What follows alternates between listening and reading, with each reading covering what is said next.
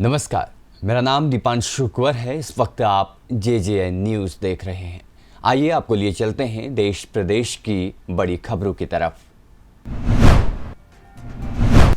उत्तराखंड में बीते 24 घंटे में 7,127 नए संक्रमित मरीज मिले हैं, जबकि 122 मरीजों की मौत हो गई है।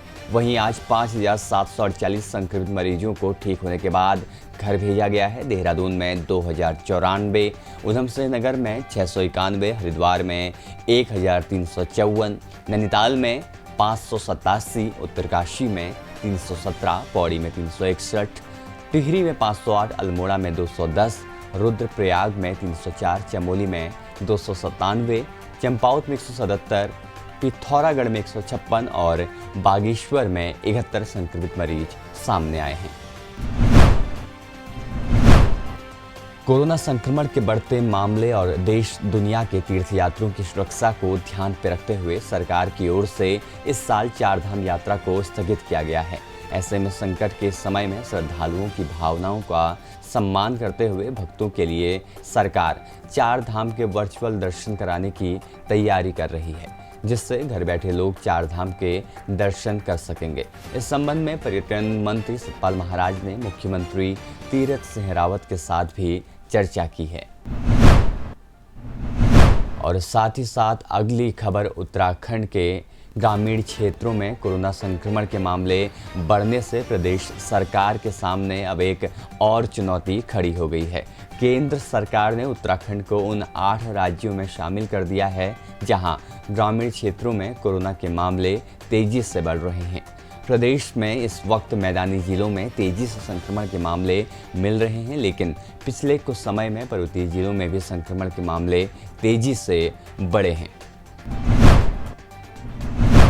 उत्तराखंड के पूर्व मुख्यमंत्री त्रिवेंद्र सिंह रावत अपने एक बयान को लेकर चर्चाओं पे आ गए हैं। सोशल मीडिया पर वायरल हो रहे बयान में पूर्व मुख्यमंत्री ने कहा है कि कोरोना वायरस प्राणी है, उसे भी जीने का अधिकार है। हालांकि उनका आशय कोरोना वायरस के बदले स्वरूप को लेकर था। पूर्व मुख्यमंत्री ने कहा कि जब मैं इलाज कराकर दिल्ली से लौट रहा था तो मैंने एक दार्शनिक बात कही थी, ये वायरस भी एक प्राणी है, हम भी एक प्राणी हैं। हम अपने को ज़्यादा बुद्धिमान समझते हैं, हम ही सबसे ज़्यादा बुद्धिमान हैं, लेकिन वो प्राणी भी जीना चाहता है, उसको भी जीने का अधिकार है।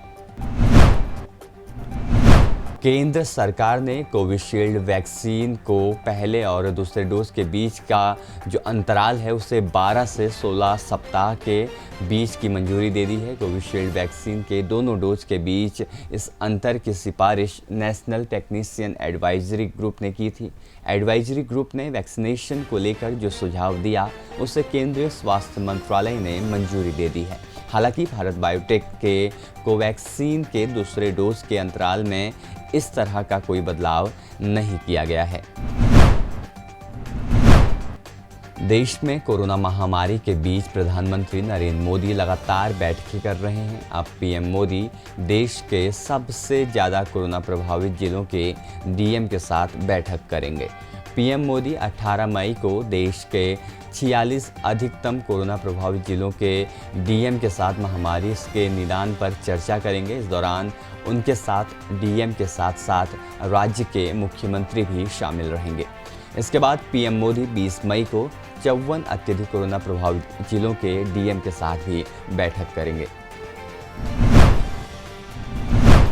कोरोना से मची महामारी के बीच एक और आफत देश का इंतजार कर रही है। मौसम विज्ञान विभाग द्वारा अगले कुछ दिनों में अरब सागर में चक्रवात का पूर्वानुमान जताया जा रहा है। संभावना है कि ये चक्रवाती तूफान 17 और 18 मई को गुजरात में तबाही मचा सकता है। इस चक्रवात का नाम तोकते रखा जाएगा, जिसका अर्थ है अत्यधिक आवाज़ वाली छिपकली। ये नाम म्यांमार की ओर से दिया गया है। कोरोना महामारी के बढ़ते प्रकोप के बीच प्रवासी मजदूरों के सामने रोजी रोटी का संकट बढ़ता जा रहा है। ऐसे में कई राज्यों में मजदूरों का पलायन शुरू हो गया है। इसे देखते हुए सुप्रीम कोर्ट ने केंद्र और दिल्ली, हरियाणा और उत्तर प्रदेश की सरकारों को निर्देश दिया है कि वो प्रवासी मजदूरों को आत्मनिर्भर भारत या किसी अन्य योजना के तहत सार्वजनिक वितरण प्रणाली की सूची पे जारी राशन उपलब्ध कराए। केंद्रीय स्वास्थ्य मंत्रालय ने गुरुवार को जानकारी दी है कि देश के 187 जिलों में कोरोना के नए मामलों में कमी आई है। केंद्रीय स्वास्थ्य मंत्रालय में ज्वाइंट सेक्रेटरी लव अग्रवाल ने बताया कि बीते 2 सप्ताह से लगातार 187 जिलों में नए मामलों में कमी आती दिख रही है। वहीं नीति आयोग ने सदस्य डॉक्टर वीके पॉल ने बताया कि अब तक देश में कोरोना वैक्सीन के करीब 18 करोड़ डोज लगाए जा चुके हैं।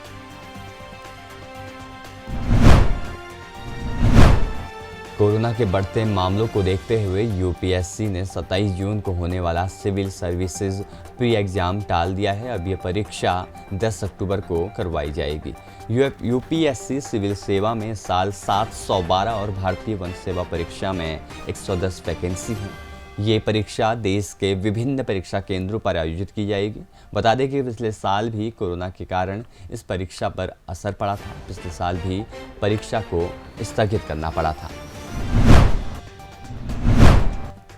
अभी तक की मुख्य खबरों में बस इतना ही। ताज़ा अपडेट्स के लिए आप हमारे चैनल को सब्सक्राइब कीजिए और बेल आइकन दबाना ना भूलिए। धन्यवाद।